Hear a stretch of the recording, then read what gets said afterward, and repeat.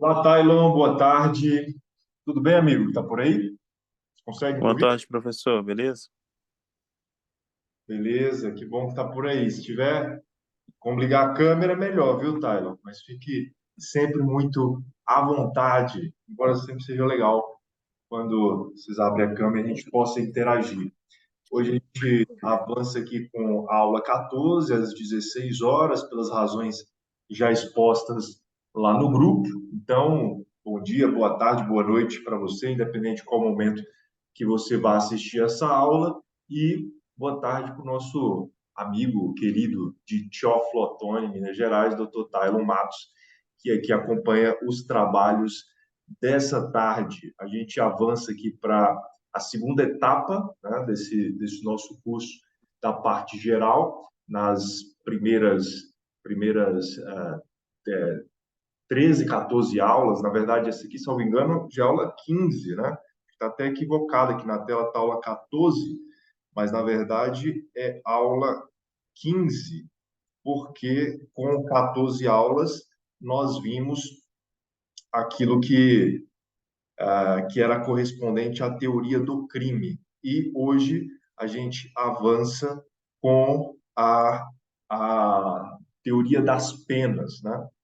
E por essa razão a gente segue aqui para entender melhor essa parcela da matéria. E o primeiro ponto que nós precisamos destacar aqui, viu, Tyler, é o que abre margem para a aplicação das penas, porque quando nós estudamos a teoria do crime, tudo que nós nos debruçamos foi no sentido de entender quando que de fato acontece um crime. E daí a gente se deu conta que para que seja crime, considerado o conceito analítico de crime, é necessário que o fato seja atípico, seja ilícito e seja culpável. E nessa de desvendar cada um desses conceitos, nós ficamos aqui boas aulas, 10, 11 aulas, só para entender cada um dos itens, desde o fato típico, considerando a conduta, que deve ser dolosa ou culposa, comissiva ou omissiva, o resultado, o nexo causal, a tipicidade, seja formal, seja material, seja conglobante. Vimos todos esses elementos. Depois avançamos para a análise da ilicitude, e aí entendemos em especial aquilo que pode excluir a ilicitude, seja o estado de necessidade, seja a legítima defesa, seja o exercício regular de direito, seja o estrito cumprimento de dever legal, tudo isso vimos em ilicitude. E, por fim, no terceiro substrato do crime, nós vimos sobre a culpabilidade. E ali examinamos o potencial consciência da ilicitude, a inimputabilidade, a exigibilidade ou inexigibilidade de conduta adversa, e aí fechamos esse pacote na compreensão do crime. Nas últimas aulas, ainda entendemos um pouco mais sobre o concurso de pessoas, o que nos levou até o artigo 31 do Código Penal, e a partir de hoje, dando início aí já essa segunda etapa, a partir do artigo 32, a gente começa a examinar as penas, e em especial para entender a finalidade da pena, os sistemas que avançaram na história aí, na tentativa de se identificar um bom caminho para a aplicação de penas, as espécies de penas, tudo isso nós veremos na aula de hoje, que é uma aula introdutória desse segundo momento da parte geral do Código Penal. E o primeiro ponto aqui a ser destacado, um conceito de pena, apenas para deixar em evidência que a pena é a resposta do Estado à prática de fato típico, ilícito e culpável, para que o Estado, que atraiu para si o direito de punir, o poderio coercitivo, o direito de exercer a força, para que ele assim o faça, é necessário que nós estejamos diante de um fato típico, ilícito e culpável. Então, a pena é a resposta do Estado à prática de um fato típico, ilícito e culpável. E essas penas observam, viu, Tyler, dentro dessa dessa ideia de finalidade, elas observam duas teorias, pelo menos. As teorias chamadas absolutas e as teorias chamadas relativas. Porque, afinal de contas, a que se presta a pena? Qual é o intuito, qual é o objetivo do Estado e da sociedade política que ele representa ao aplicar a pena em alguém? Qual é a finalidade? Para as teorias absolutas, a finalidade da aplicação da pena é retributiva, é a retribuição, é a vingança do Estado, a vingança da sociedade política, a vingança das pessoas, a vingança das vítimas sobre aquele que praticou um fato típico, ilícito e culpável. Portanto, a finalidade da pena, nessa perspectiva de teoria absoluta, ela se restringiria a um caráter retributivo, a um caráter vingativo, a uma contraprestação do Estado em razão daquela conduta típica, ilícita e culpável. De outro lado, nós temos ainda as teorias relativas. E essas teorias relativas pregam que o objetivo da pena não é meramente retribuir, apresentar uma contraprestação para aquele que praticou um fato típico, ilícito e culpável, mas também prevenir, seja incutindo no próprio criminoso o senso de que aquela prática redunda numa penalidade que o prejudica, seja para incutir na sociedade o temor de que, caso venha a praticar alguma atividade dessa espécie, poderá, sim, receber determinada penalidade. Então, a finalidade das penas, para que a gente guardar bem, viu, Tyler? A finalidade das penas, elas estariam em duas perspectivas.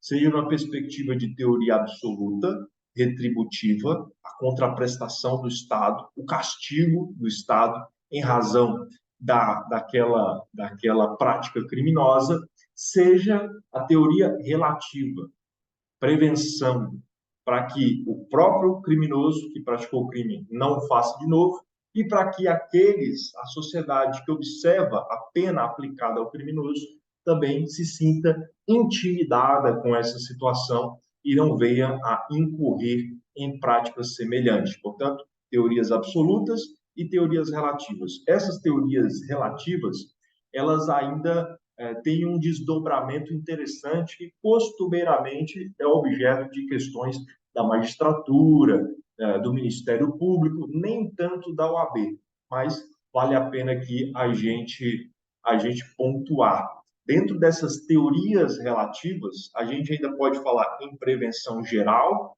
e em prevenção especial. A prevenção geral está relacionada ao todo, como o próprio nome diz, prevenção geral, relacionada à sociedade como um todo, ao passo que a prevenção especial está relacionada a alguém em específico, no caso, o criminoso em específico. Qual é o reflexo da pena sobre aquele criminoso? Que bom que o Tyler apareceu aí, deixa a coisa mais bacana. Seja bem-vindo agora com a tela e tudo, viu, Tyler? Então, voltando aqui, Tyler, as teorias relativas, elas ainda se bipartem. Você viu lá na tela anterior que nós temos as teorias absolutas, retributiva, e temos as teorias relativas. Teoria absoluta é o castigo do Estado e a teoria relativa é a prevenção, incutindo temor naqueles que incorrem em prática delitiva. E essas teorias relativas, elas ainda se bipartem em prevenção geral e prevenção especial. A prevenção geral está relacionada ao todo, à sociedade como um todo. A prevenção especial está relacionada à parte, está relacionada ao indivíduo, está relacionado àquele sobre quem foi imputada a prática delitiva. Então, no caso da prevenção geral negativa, a ideia é prevenir por intimidação da sociedade.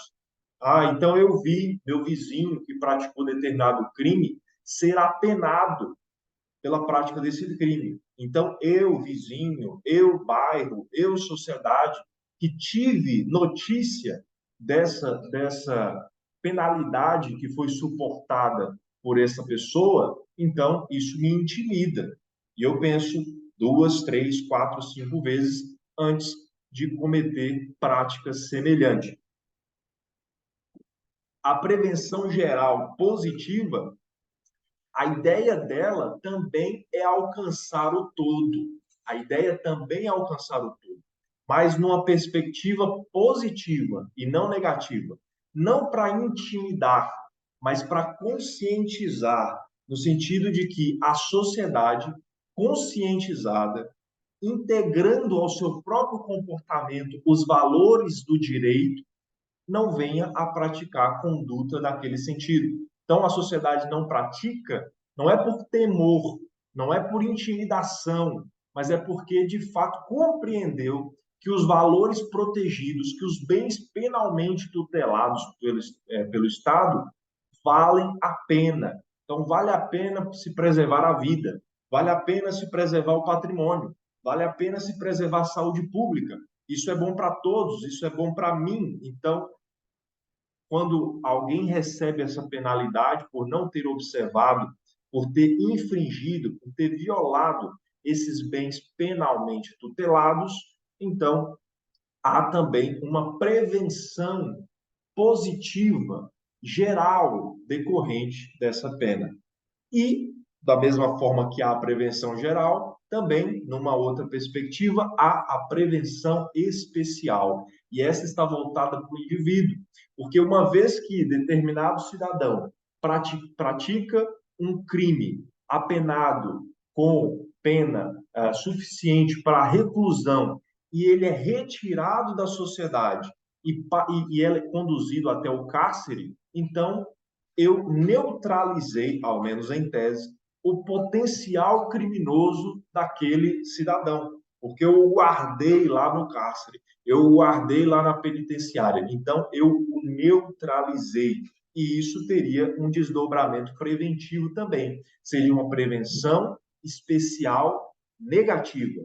E da mesma forma, a prevenção especial positiva, porque este cidadão que foi preso, que foi encarcerado, em tese também, muito em tese, diga-se de passagem, terá a oportunidade de meditar, de refletir sobre sua conduta, pensar num novo modelo de vida para quando for reintegrado à sociedade, ser ressocializado e tudo isso que a gente gosta de acreditar, mas que dificilmente acontece na prática. Então, nós temos aí quanto à finalidade das penas, apenas para relembrar, para a gente guardar bem, as finalidades das penas, ela tem tanto uma finalidade retributiva, numa perspectiva de teoria absoluta, quanto uma finalidade preventiva, numa perspectiva de teoria relativa.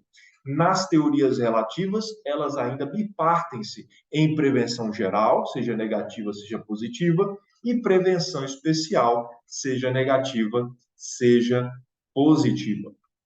Qual teoria teria sido adotada pelo Código Penal brasileiro? O Código Penal brasileiro teria adotado a teoria absoluta, retributiva, ou teria adotado a teoria preventiva, relativa? Quando nós fazemos a leitura do artigo 59, viu, Thay? Nós fazemos a leitura do artigo 59 do Código, nós vemos aí que o nosso legislador, sonhador, aspirando o melhor, ambicioso, quis mesclar o melhor dos dois mundos, quis trazer à tona tanto as teorias absolutas quanto as teorias relativas, mesclando retribuição, reprovação com prevenção. Então, quando nós fazemos a leitura do artigo 59 e a gente dá essa observada nas circunstâncias judiciais que devem ser objeto da apreciação do juiz quando da identificação da pena base, na primeira fase da dosimetria da pena, a gente vê lá no último trecho do texto, conforme seja necessário e suficiente para reprovação e prevenção do crime. Então, na reprovação, nessa palavra reprovação, está a aspiração do legislador pela teoria absoluta. E na prevenção está a aspiração do legislador pelas teorias relativas, seja para castigar, seja para retribuir, para dar uma resposta do Estado àquela prática delitiva, seja para prevenir, para se evitar, tanto o indivíduo propriamente dito, quanto a sociedade, que aquela conduta seja reproduzida. E aí a gente tem, portanto, a compreensão sobre as finalidades da pena. No Brasil, nos termos do artigo 59 do Código Penal, a finalidade das penas, a finalidade da pena é tanto retributiva quanto preventiva. E os sistemas prisionais, o que nós podemos ver fazendo até uma digressão histórica? O que a gente pode se lembrar a respeito dos sistemas prisionais? Como a gente sabe, né, Taio, nem sempre o sistema prisional existiu tal qual nós o conhecemos hoje. A prisão, na antiguidade, em especial, era meramente para a custódia, ou seja, o indivíduo ficava ali preso durante um período para que ele fosse conduzido, em especial, a uma pena capital. Ele não ficava ali preso por anos, sendo sustentado pelo Estado, como nós acompanhamos hoje em dia. Tá? Mas nessa etapa mais recente da história humana, da humanidade, a gente consegue destacar aí alguns sistemas prisionais, onde a pena, e isso partindo de um preceito de se buscar a dignidade da pessoa humana, de que não era necessário eliminar a pessoa para que ela fosse apenada. Isso muito se deve, inclusive, aos trabalhos de Cesare Beccaria, na sua obra dos Delitos e das Penas, né? Nessa fase do iluminismo, buscando uma compreensão de que não era indispensável que alguém fosse absolutamente neutralizado, a pena capital, sem dar uma oportunidade de reinserção para esse indivíduo. E aí a gente vê aqui essas três etapas de sistemas prisionais. O primeiro, o sistema pensilvânico, também conhecido como sistema celular, que algo já inspirado na Idade Média, naquela vida monástica, nos mosteiros, em que os religiosos ficavam ali nas suas penitências, nas suas orações, nas suas leituras, na solidão do seu quarto, da sua célula, tá? E se pensou, num primeiro momento, nessa possibilidade. Sistema pensilvânico celular. O preso permanece isolado em sua cela, não podendo trabalhar ou receber visitas. Fica lá sozinho em sua cela e, inclusive, aqui no sistema pensilvânico, talvez até por uma influência protestante, se buscou um reencaminhamento do preso a partir da leitura da Bíblia. Então você fica quietinho, sozinho, aí na sua cela, com uma Bíblia, buscando o arrependimento. Suponho até que em razão de uma influência protestante, dado que é um sistema pensilvânico. Né? E, na sequência, a gente tem esse sistema auburniano, na cidade de Albany, no estado de Nova York, nos Estados Unidos. E nesse já se considerava que o preso pudesse trabalhar no interior da sua cela, no primeiro momento, depois em grupos, mas sempre mantendo o silêncio. Sempre mantendo o silêncio. Então, no sistema pensilvânico, celular, no primeiro momento, a ideia é de que ele ficasse concentrado em sua cela, sozinho em sua cela, ponto no máximo com uma Bíblia, buscando arrependimento. Não podia trabalhar, não podia receber visitas. Num segundo momento, passou a se falar no sistema alborniano, e aí o indivíduo inicialmente trabalhava no interior de sua cela, depois saía para trabalhar em grupos, mas se preservava o silêncio. E, por fim, nós temos aí esse sistema progressivo, que é o que inspira o nosso modelo, inclusive, em geral, claro, limitado às condições da época, em que um capitão da guarda britânica, que cuidava de uma prisão lá na Austrália, começou a aplicar aos seus detentos, aos seus presos, um sistema progressivo. Então, num primeiro momento, como no sistema pensilvânico, o preso ficava ali guardadinho em sua cela, sem poder trabalhar, sem poder se comunicar com ninguém, sem receber visitas. Num segundo momento, já progredindo, dado que no primeiro estágio ele havia de ter ido bem, então ele passa por um segundo momento. Nesse segundo momento, ele já pode trabalhar, ele já pode estar com um grupo, como no sistema alborniano, mas sempre mantendo o silêncio. E, por fim, nessa terceira etapa, inovadora, própria do sistema progressivo, o preso que já demonstrou ser de confiança nas fases anteriores, pode agora considerar até mesmo a liberdade condicional.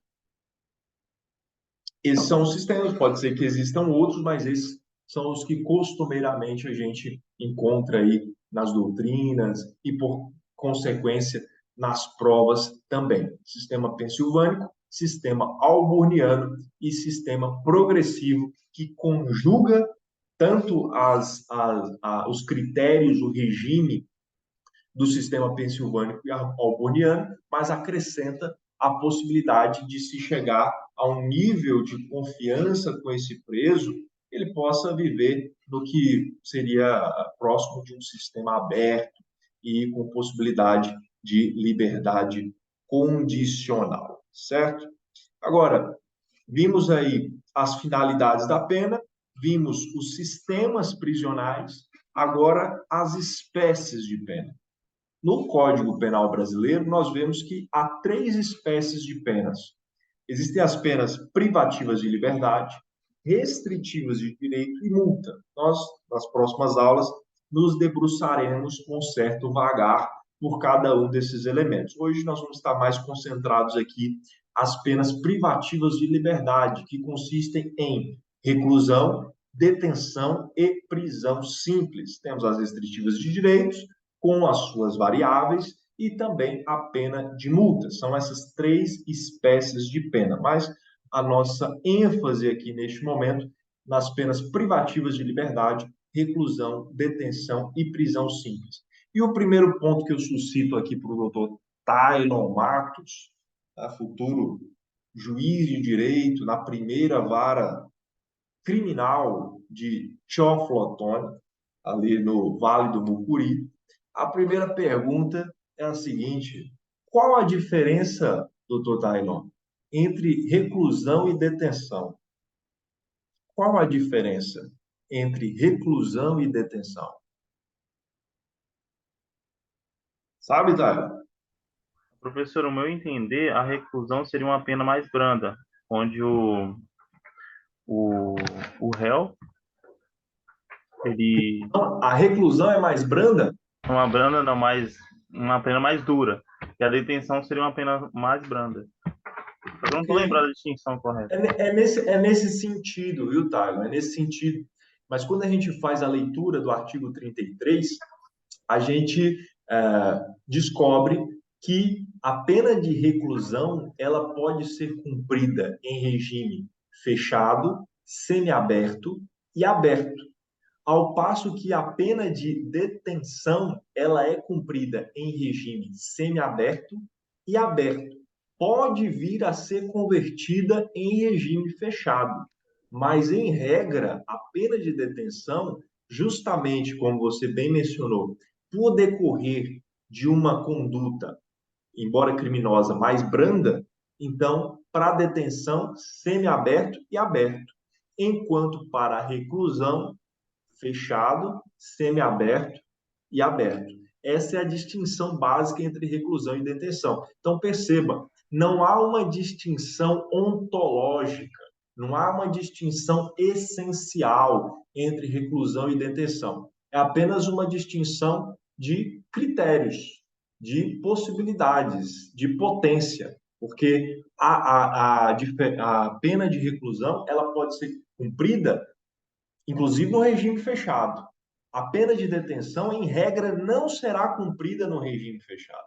Ela será cumprida em semiaberto ou aberto, embora possa ser convertida para o regime fechado. E a reclusão e detenção ainda se acrescenta a chamada prisão simples, prevista lá na Lei de Contravenções Penais. Então, é possível que caia na sua prova um dia, sua prova da magistratura, lá do TJ Minas Gerais, vai cair essa pergunta para você distinguir reclusão, detenção e prisão simples. E lembrando-se desse dia 29 de outubro de 2023, não vai sair da memória, você vai lembrar que reclusão pode ser cumprida em regime fechado, semiaberto e aberto. Detenção em regime semiaberto e aberto, embora possa essa pena ser convertida em regime fechado. E a prisão simples, que decorre de uma contravenção penal, será cumprida exclusivamente em regime semiaberto ou aberto, sem possibilidade de conversão para o regime fechado. Enquanto na detenção há possibilidade de conversão para o fechado, na prisão simples não há nem mesmo a possibilidade de conversão para o fechado. Então, qual a diferença entre reclusão e detenção? Reclusão pode ser cumprida em regime fechado, semiaberto e aberto. Detenção pode ser cumprida em regime semiaberto e aberto, embora possa ser convertida em regime fechado. Prisão simples pode ser cumprida em regime semiaberto e aberto, mas em hipótese alguma poderá ser convertida em regime fechado, certo? Segundo ponto, no caso de cumulação de pena de reclusão e detenção, qual deve ser aplicada primeiro? Então, chega lá para você os casos, você julga, vai sentenciar e percebe que há ali um concurso material de crimes, nos termos do artigo 69 do Código Penal. Para um desses crimes, a pena é pena de reclusão. Para o outro crime que você também está imputando ali para o acusado, é pena de detenção. Qual dessas penas deve ser cumprida primeiro ou são cumpridas concomitantemente?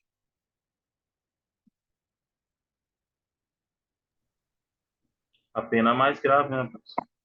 Exatamente, tá? Exatamente. Pela lógica, artigo 76 do Código Penal, caso nós tenhamos uma pena de reclusão e uma pena de detenção, será cumprida primeiro a pena de reclusão. Reclusão ou detenção decorrente de crime contra filho, tutelado ou curatelado, implicam na incapacidade para o exercício do poder familiar, tutela ou curatela?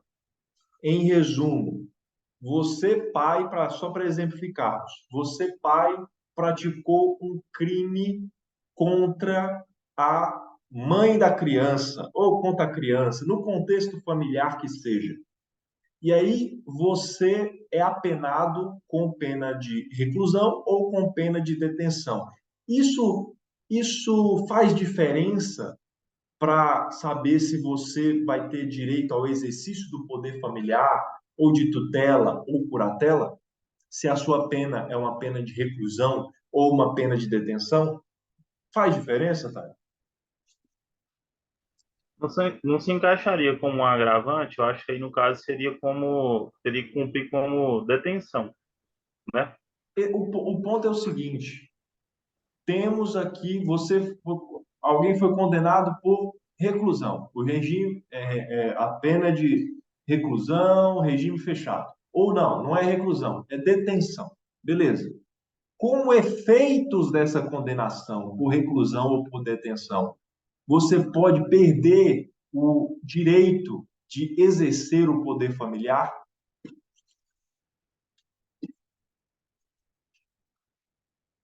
Esse que é o ponto. Professor, não sei não.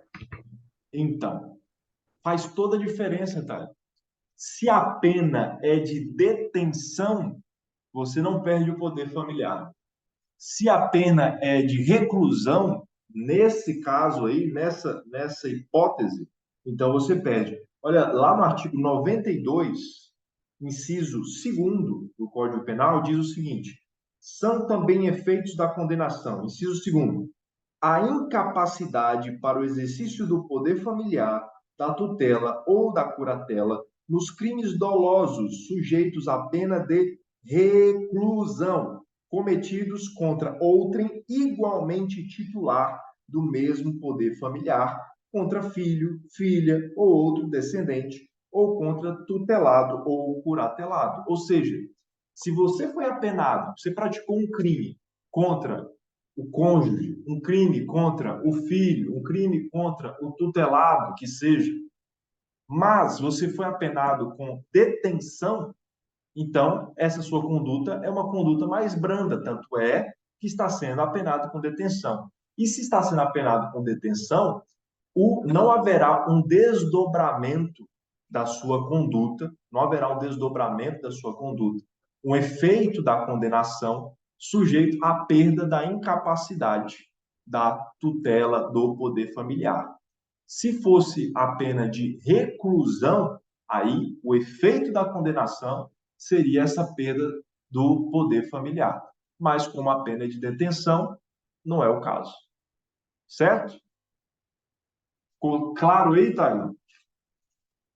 Muito bem. Próxima questão. A distinção entre o tratamento conferido a inimputável, caso a conduta empreendida seja apenada com reclusão ou detenção, só para a gente lembrar lá daquela história dos inimputáveis.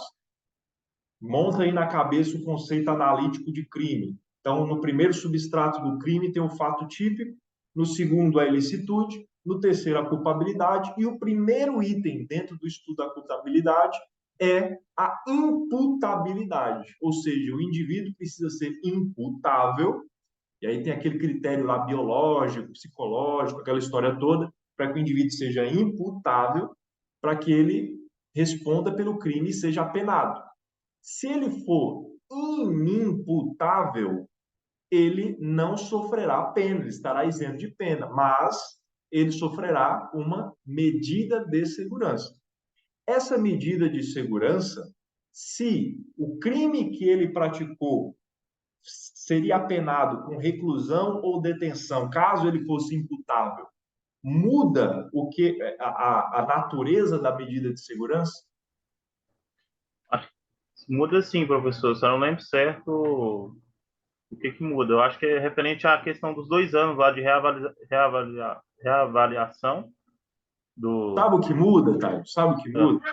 É o seguinte: dentro dessa medida de segurança, ele pode ser internado, ficar lá guardadinho dentro do hospital psiquiátrico, enfim, ficar internado, ou ele pode receber tratamento ambulatorial. Ou seja, ele passa lá, trata, volta para a convivência com a sociedade. Passa lá, trata, volta. Então, ele continua tendo é, liberdade para ir e vir.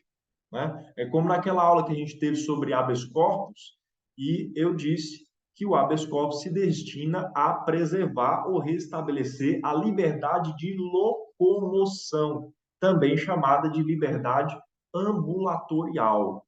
Então, nesse caso, quando se aplica a medida de segurança, mas aquele crime praticado do qual, por ser inimputável, o cidadão é isento de pena, mas se ele fosse apenado, se ele fosse imputável, essa pena poderia redundar tanto em reclusão quanto em detenção. Se fosse reclusão, então ele seria, a medida de segurança seria internação. Se fosse detenção, aí seria tratamento ambulatorial, ou seja, algo mais leve, certo? Pegou aí a diferença, Tyler? Perfeito. Penas privativas de liberdade, regimes de cumprimento. Isso aqui a gente já sabe, é líquido e certo, que nós adotamos para a aplicação da pena o chamado critério trifásico, a dosimetria da pena. Para que seja aplicada a pena, é observada 3 fases. A gente já viu isso aí em outras oportunidades, por certo, vocês já viram também quando das aulas convencionais na faculdade, de que se adotou o critério trifásico. Então, na primeira fase, para aplicação de pena privativa de liberdade, para identificação do regime de cumprimento, na primeira fase, identifica-se a pena base. E para se identificar a pena base, é necessário serem avaliadas as circunstâncias judiciais previstas no artigo 59 do Código Penal. Então, há necessidade de uma apuração detida dos termos do artigo 59 para se identificar a pena base. Uma vez que foi identificada a pena base, avança-se para a segunda fase da dosimetria da pena, onde se verifica circunstâncias agravantes e circunstâncias atenuantes, todas elas previstas no artigo 61, artigo 62, artigo 65 do Código Penal. No próprio texto, não há menção da margem consistente em circunstância agravante e atenuante, mas a doutrina, a jurisprudência tem entendido que essa é uma margem correspondente a 1/6 da pena. A 1/6 seria o acréscimo como desdobramento de circunstância agravante, de circunstância atenuante. E, por fim, a terceira fase, nós vamos partir para as causas de aumento e diminuição. Essa sim, com previsão de margem no texto, sempre previsão fracionada. Então, é 1/3, 2/3, aumento ou para diminuição, 1/6, mas o código sempre identificará quanto deve ser aumentado e quanto deve ser diminuído. Para a aplicação de pena privativa de liberdade, para a gente fechar aqui o raciocínio, observa-se critério trifásico na dosimetria da pena. Na primeira fase, identificação da pena base. Segunda fase, circunstâncias agravantes e atenuantes. E terceira fase, causas de aumento e diminuição de pena. E para identificar o regime inicial de cumprimento de pena, Tyler, como que faz? Como que eu vou saber se devo aplicar um regime inicial fechado, semiaberto ou se aberto? É quanto à quantidade, né? Quanto à quantidade da Pô, pena, é, só isso? eu acho que eu não lembro o exato o artigo 33 que trata sobre isso, né? Exatamente, você tem Eu só razão. não lembro a quantidade certa, mas de 8 anos para mais é regime fechado.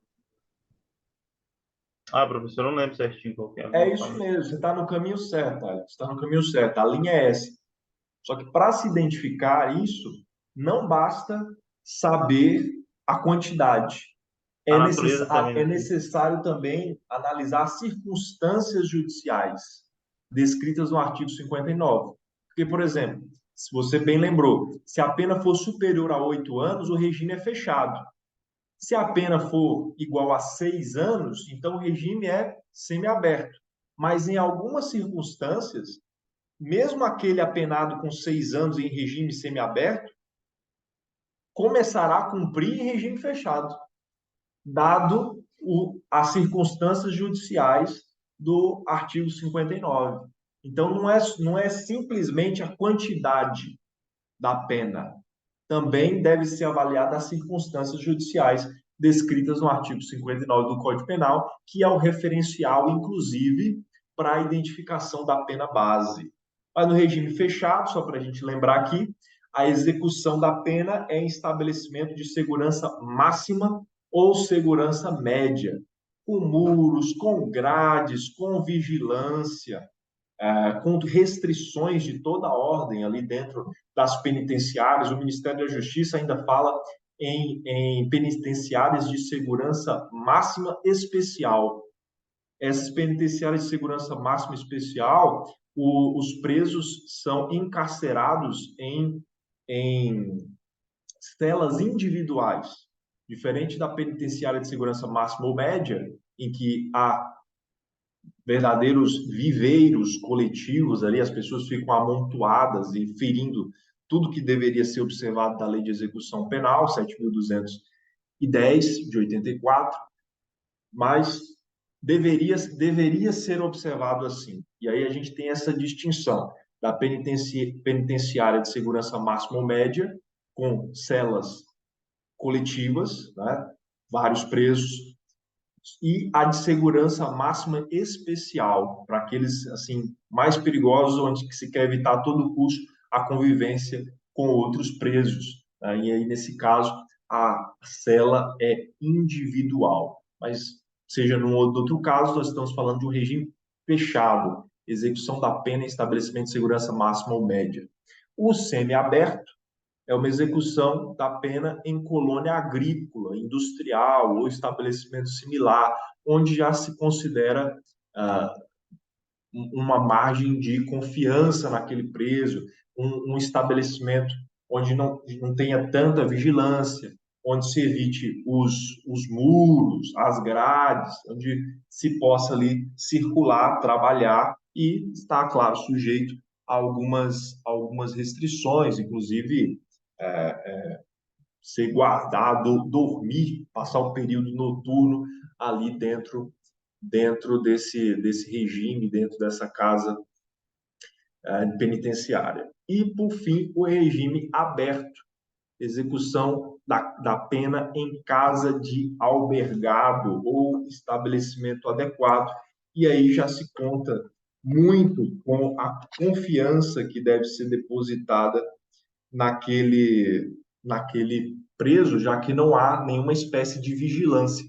Já se acredita que ele vai fazer o que precisa ser feito e, se não fizer, estará sujeito, inclusive, a regredir dentro do seu sistema de cumprimento de pena, do regime. Mas aqui no aberto já se considera o senso de autodisciplina, de responsabilidade desse preso. Esses são os regimes previstos aí no artigo 33, parágrafo 2º do Código Penal. E, como mencionei para você aqui antes, tá, nessa fixação do regime inicial do cumprimento de pena, é necessário se verificar tanto a quantidade de pena, como você bem lembrou, como se avaliar também as circunstâncias judiciais. Não por outra razão está previsto aí no parágrafo 3º do artigo 33. Então, para a gente fazer uma leitura aqui atenta, é bacana a gente guardar bem. As penas privativas de liberdade deverão ser executadas em forma progressiva. Essa forma progressiva já nos lembra lá dos sistemas prisionais, certo? Sistema pensilvânico, sistema alborniano, e aí se desdobrou no sistema progressivo. Então, aqui já há um registro disso, desse sistema progressivo que é observado pela ordem jurídica brasileira. As penas privativas de liberdade deverão ser executadas em forma progressiva, segundo o mérito do condenado, e segundo o mérito do condenado nos faz lembrar o princípio da individualização da pena, que é um princípio de envergadura constitucional, observados os seguintes critérios e ressalvadas as hipóteses de transferência a regime mais rigoroso. Primeiro, o condenado a pena superior a 8 anos deverá começar a cumprir em regime fechado. Então, se é igual ou inferior a 8 anos, nós ainda estamos falando de regime semiaberto. Se é superior a 8 anos, então estamos falando de regime fechado.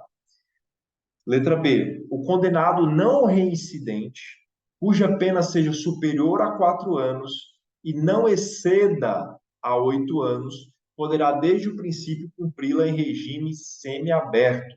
Então, nesse caso, nós estamos falando de uma pena que é superior a 4 e que é igual ou inferior a 8 de um acusado primário. Porque se ele for reincidente, então, ainda que ele esteja dentro dessas balizas, dentro dessas margens, o regime inicial para ele é o regime fechado. E letra C, o condenado não reincidente, cuja pena seja igual ou inferior a 4 anos, poderá, desde o início, cumpri-la em regime aberto. Então, se é igual ou inferior a 4 anos, desde o início, cumpre-se em regime aberto. E aqui entra o ponto destacado, parágrafo 3º. Para eu identificar a pena inicial, o regime inicial de cumprimento de pena, não basta analisar a quantidade da pena. É necessário analisar também as circunstâncias judiciais previstas no artigo 59. Esse é o passo 2. Análise das circunstâncias judiciais para, nos termos do artigo 59, inciso 3º, ser identificado o regime inicial de cumprimento da pena privativa de liberdade. Agora, pode você, doutor Tyler, magistrado, ao fixar a pena, justificar o cumprimento da pena em regime fechado, em razão da sua compreensão a respeito da gravidade daquele crime? Você pode dizer, nossa, mas esse tipo de crime é muito grave, esse tipo de crime é muito violento. Então, para esse tipo de crime, necessariamente, a resposta do Estado deve ser prisão em regime fechado. Você pode fazer essa análise quanto à gravidade do crime em abstrato? Deverá se analisar as circunstâncias, né, judiciais. Tem que analisar as circunstâncias judiciais e se forem desfavoráveis, eu acho que eu poderia aplicar o regime fechado. deve-se analisar, tá? O que vale a gente guardar. Primeiro, vamos identificar o regime inicial de cumprimento de pena, certo? Beleza. Primeira coisa que eu vou fazer, quantidade de pena. Eu fiz a dosimetria da pena, primeira fase, pena base, segunda fase, atenuantes e agravantes, terceira fase, causa de aumento e causa de diminuição. Ok. Cheguei a uma quantidade de pena. Tem uma quantidade de pena? Tem. Segundo passo, vou analisar as circunstâncias judiciais do artigo 59 do Código Penal. E um terceiro passo, para se evitar que se faça projeções que não estejam atreladas ao caso em si, é se analisar a gravidade da conduta no caso concreto. O que aconteceu no caso concreto. Porque havia muitos casos em que, em abstrato, considerando a gravidade daquele crime em abstrato, então já se aplicava para o acusado um regime fechado. E até por isso que veio à tona tanto compreensões do Superior Tribunal de Justiça quanto do Supremo Tribunal Federal, que acabaram, por fim, simulando essas compreensões para afastar a aplicação de pena mais grave em razão da análise em abstrato. Então, você, enquanto magistrado, poderia chegar lá para você e você dizer, não, para mim aqui, roubo qualificado é regime fechado sempre. Mas espera aí, vamos analisar aqui quantidade de pena, vamos analisar circunstâncias judiciais, vamos analisar o caso concreto, para então a gente chegar a uma compreensão, para não ter um preconceito quanto à gravidade daquele crime, sem analisar o caso em si, o caso concreto. Isso foi simulado. STF, súmula 718, a opinião do julgador sobre a gravidade em abstrato do crime não constitui motivação idônea para a imposição de regime mais severo do que o permitido segundo a pena aplicada. Você poderia chegar lá num caso daquele em que o cidadão é primário, depois de computar a pena, deu 6 anos, e aí, pela lógica, você diria, bom, é semiaberto, certo? Só que aí você diz, não, não, mas esse crime é muito grave. Na minha opinião, esse crime é muito grave, então tem que ir para o fechado. Mas espera aí, como assim, na sua opinião? Ele é primário, fez o cômputo da pena, deu 6 anos. Então, por que vai para o fechado? Porque, na sua opinião, é muito grave? Então, é preciso que você apresente motivação idônea. E para que você apresente motivação idônea, para converter isso que seria uma pena em semiaberto para um fechado, então você vai ter que fazer uma análise do caso concreto, para fundamentar no caso concreto e não na gravidade em abstrato do crime. Súmula 719 do STF, no mesmo sentido, a imposição do regime de cumprimento mais severo do que a pena aplicada permitir exige motivação idônea. STJ, fixada a pena base no mínimo legal, é vedado o estabelecimento de regime prisional mais gravoso do que o cabível em razão da sanção imposta, com base apenas na gravidade abstrata do delito. Então, não é sobre a sua opinião sobre a gravidade daquele crime. No cômputo, deu isso? deu. Então, se você não é capaz de apresentar uma motivação idônea para converter um semiaberto em aberto, então o cidadão vai responder em regime semiaberto, certo? Se condenar por mais de um crime, o que há de se fazer? Como se faz para unificação das penas? Nós temos aí o artigo 111 da Lei de Execução Penal, Lei 7.210 de 84, que diz: quando houver condenação por mais de um crime no mesmo processo ou em processos distintos, a determinação do regime de cumprimento será feita pelo resultado da soma ou unificação das penas, observado, quando for o caso, a detração ou remissão. Então, aqui tem algumas informações, certo? Então, é, foram praticados mais de um crime. Eventualmente, esses crimes podem estar sendo apurados dentro da mesma persecução criminal, como podem estar em processos distintos. Mas vai chegar um ponto que eles vão convergir na execução dessa pena. Então, elas serão somadas para ver em que regime que aquele cidadão vai cumprir a pena. Se é um regime aberto, semiaberto, se é fechado, vai depender da unificação da soma dessas penas. Agora, o que precisa ser considerado nesse momento é tanto a detração quanto a remissão. Você lembra disso? O que é cada uma dessas coisas? Detração, para não esquecer mais. Enquanto o preso, enquanto o acusado não é julgado, pode ser que ele já esteja preso. Concorda comigo? Ele pode ter sido preso em flagrante, esse flagrante pode ter sido convertido numa prisão preventiva e dentro dessa prisão preventiva ele ainda não está condenado, mas ele está cumprindo pena. Vai chegar um momento na sentença que ele então será condenado. Mas esse tempo que ele ficou preso provisoriamente não pode ser descartado e dizer, agora que você foi condenado, enfim, então você vai cumprir toda a pena de novo, sendo que você já estava preso. Então, essa observância da pena já cumprida, ainda que sob o status de prisão provisória, em razão do instituto da detração, é que deverá ser debitado lá na frente, na hora que você for condenado. E da mesma forma que a detração deverá ser debitada da pena a ser aplicada lá na sentença, também é possível que seja debitado a remissão. Como que acontece a remissão? De cada 3 dias de estudo ou 3 dias de trabalho, um dia a menos de pena. Lembrou agora, Thay? Lembrou disso?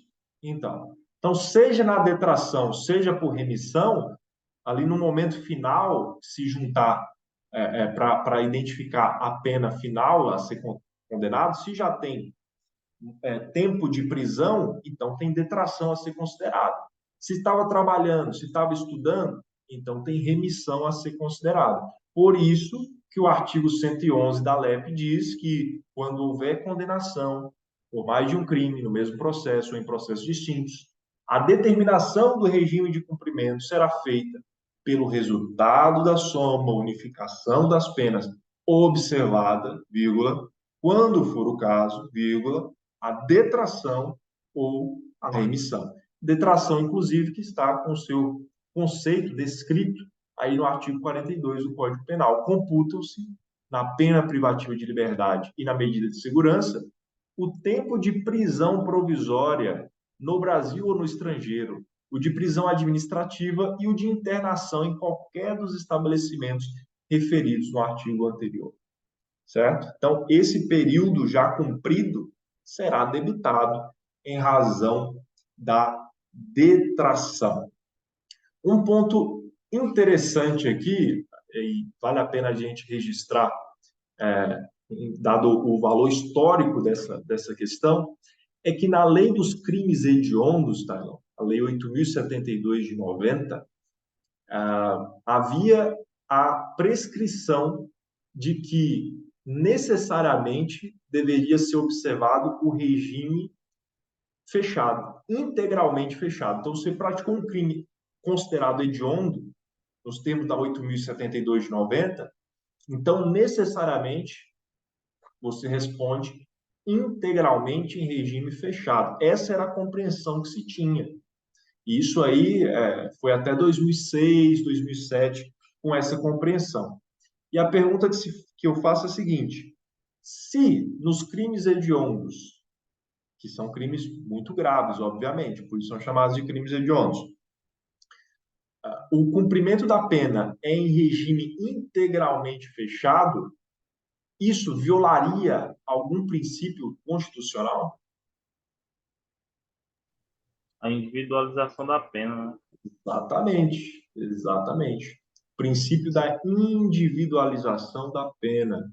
Cada preso deve ser considerado individualmente para a identificação da sua pena e para a progressão da sua pena.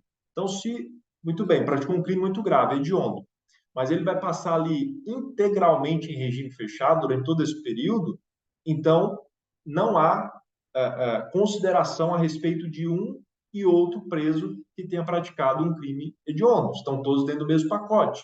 Não há uma individualização. Então, isso feriria o princípio da individualização da pena.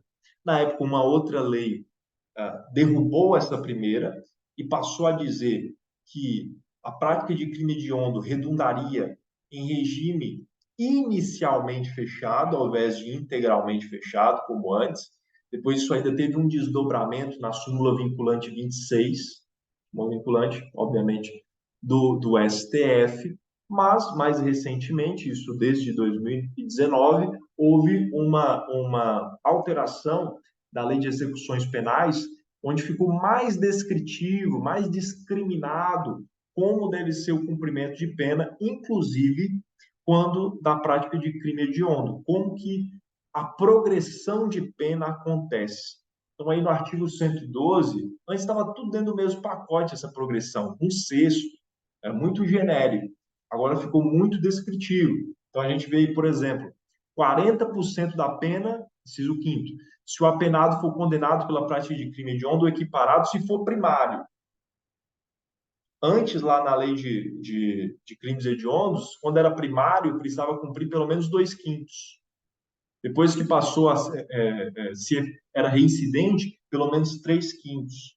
Agora tem essa discriminação aqui mais específica, primário 40%, reincidente, aí já vai avança para as margens dos 50%, até chegar a 70% da pena em regime fechado, no caso do apenado reincidente em crime hediondo com resultado morte, onde veda-se o livramento condicional. Então, a gente vê uma crescente do inciso 5º até o inciso 8º, que demonstram essa observância do princípio constitucional que você mencionou, que é da individualização da pena, mesmo quando nós estamos nos referindo à prática de crimes hediondos.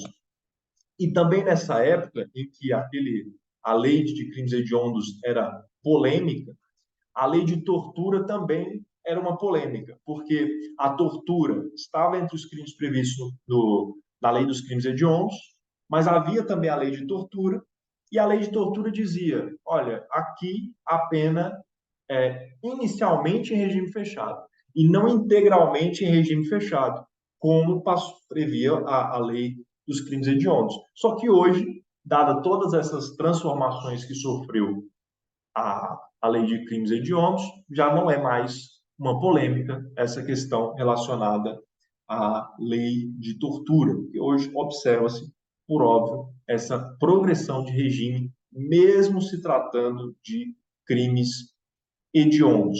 Outro item aí que vale a pena a nossa observação quanto à fixação do regime é também na lei de lavagem de capitais. E nessa lei de lavagem de capitais, a gente vê que há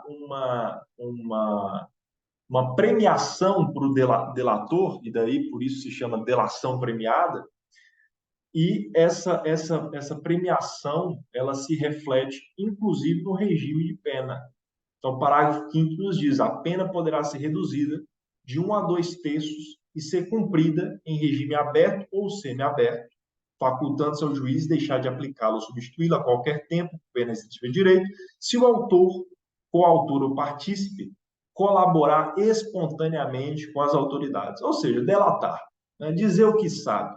Crimes de lavagem de capitais, que é transformando dinheiro, que é basicamente transformar dinheiro sujo em dinheiro limpo, ter alguém dentro do sistema que diga como as coisas acontecem, como as engrenagens funcionam, isso pode ser determinante nas investigações para se alcançar o máximo de responsáveis possível.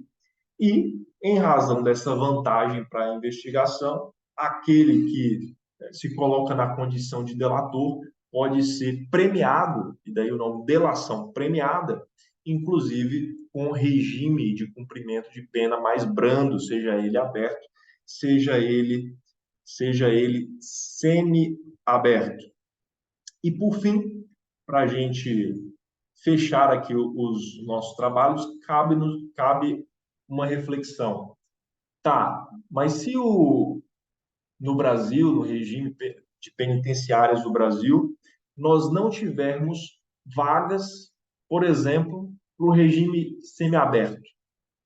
Aí o cidadão cumpre no regime fechado, porque não tem o regime semiaberto, os moldes de uma colônia agrícola, de uma colônia industrial ou um estabelecimento similar para cumprir. Entendeu o STF, e isso em súmula vinculante, ao ponto que sumulou, inclusive, que a falta de estabelecimento penal adequado não autoriza a manutenção do condenado em regime prisional mais gravoso. Isso contrariando, inclusive, posições firmes da doutrina, como do professor César Roberto Bittencourt, que dizia, bom, o Estado não pode ficar desprestigiado. Como que a criminalidade vai receber essa informação? Se o Estado não tem condições de oferecer o semiaberto, o cidadão que cumpra no fechado. Mas a compreensão que se tem, inclusive hoje sumulada, e vale a pena a leitura do recurso extraordinário 641-320, Rio Grande do Sul, é que se não tenho condições de oferecer a estrutura do regime mais brando, não cabe a mim, Estado, fazer com que o apenado cumpra essa pena em regime mais grave.